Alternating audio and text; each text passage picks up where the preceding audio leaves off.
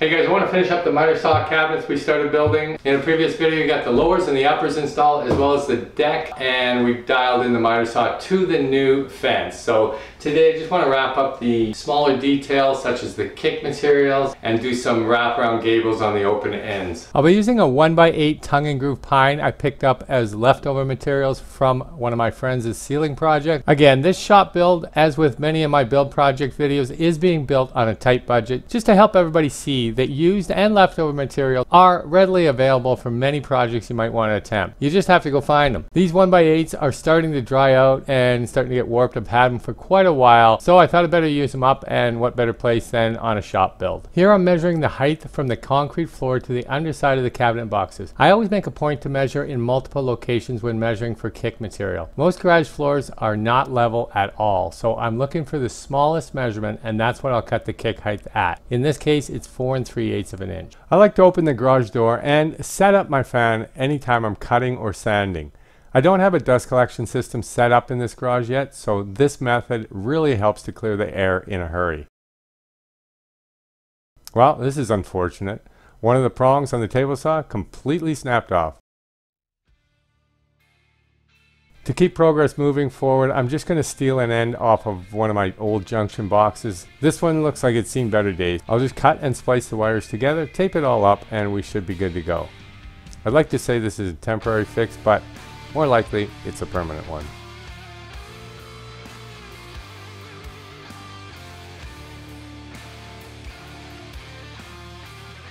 And just like that, we are back in business.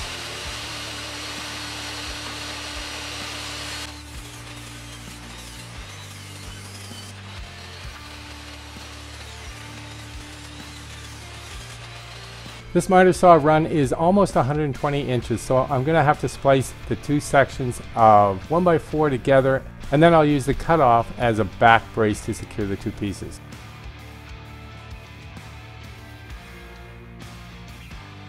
Pre-drilling the block will ensure it doesn't crack when I screw it together, and then I'll just add some glue and screw it together with 1 1/4 screws.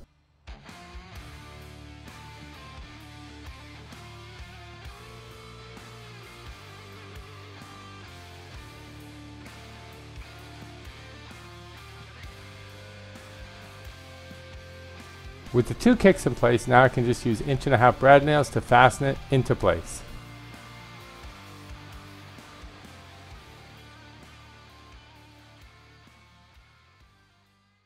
Okay, on to the wraparound end gables. For this, I'll be stacking the 1x8s up vertically and wrapping the look completely around both the lowers and the upper cabinets. There's a gap at the back of these cabinets because these cabinets were originally designed to go into a closed corner. However, when I installed them, I purposely left them shy of the actual corner of the garage, mainly because I wanted to eventually have this location available for a mobile bandsaw or a drill press.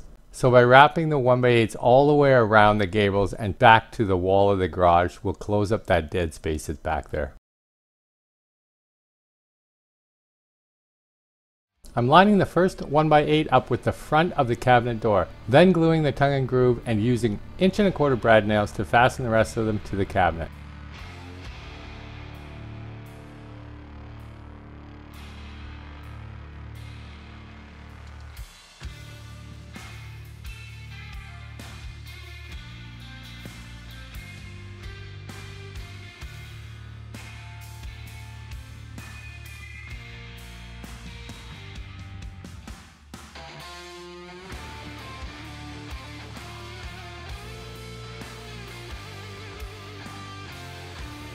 Now onto the upper set of the cabinets, following the same procedure as the lower cabinets, again wrapping all the way around to the wall to close up the dead space at the back of the cabinets.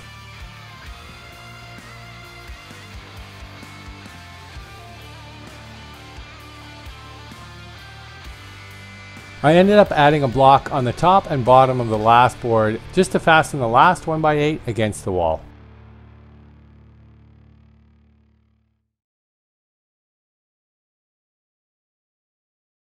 finish off for today, I wanted to add a foldable shelf to hold my spindle sander and wire wheel setup. I know it's a bit of an odd combination, a wire wheel and a horizontal spindle sander, but as some of you know, I do like to antique some of the DIY projects I do, and a wire wheel is just a great way to give new wood that old worn look. And as for the sander, it's just handy to have for sanding smaller pieces. By installing it on a foldable shelf like this will still allow me to cut wider pieces on the miter saw, such as shelving or anything that's 16-18 inches wide.